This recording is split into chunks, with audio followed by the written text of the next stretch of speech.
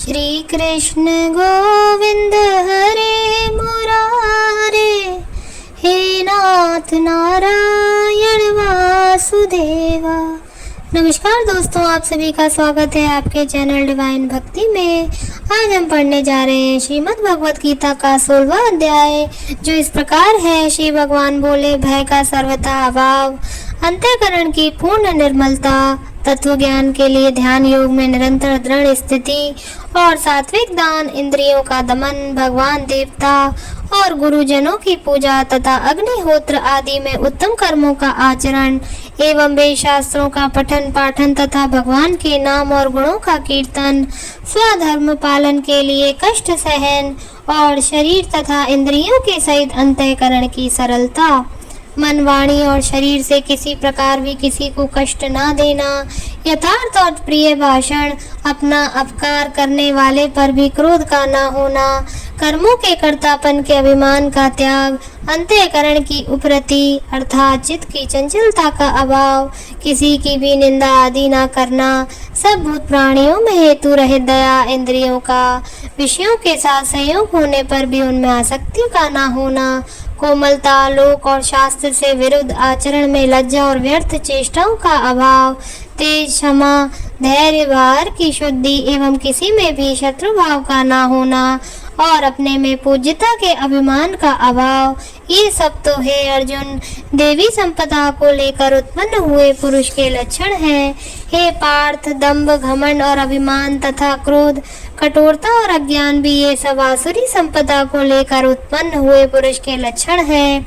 देवी संपदा मुक्ति के लिए और आसुरी संपदा बांधने के लिए मानी गई है। इसलिए हे अर्जुन, तू शोक मत कर, क्योंकि तू देवी संपदा को लेकर उत्पन्न हुआ है। हे अर्जुन, इस लोक में भूतों की सृष्टि यानी मनुष्य समुदाय दो ही प्रकार का है, एक तो देवी प्रकृति वाला और दूसरा आसुरी प्रकृति वाला।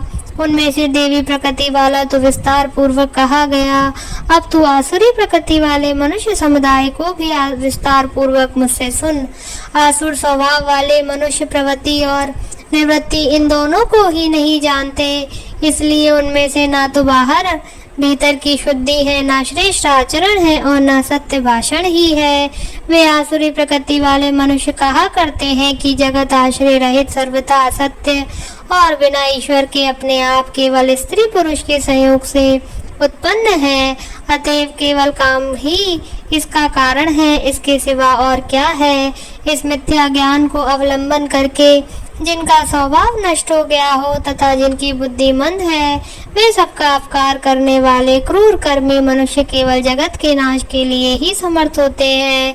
वे दंभ, मान और मद से युक्त मनुष्य किसी प्रकार भी पूर्ण न होने वाली कामनाओं का आश्रय लेकर, अज्ञान से मिथ्या सिद्धांतों को ग्रहण करके और भ्रष्ट आचरणों को धारण करके संसार में विचरते हैं तथा वे मृत्यु पर्यंत रहने वाली असंख्य चिंताओं का आश्रय लेने वाले, विषय भोगों के भोग में तत्पर रहने वाले और इतना ही सुख है इस प्रकार मानने वाले होते हैं।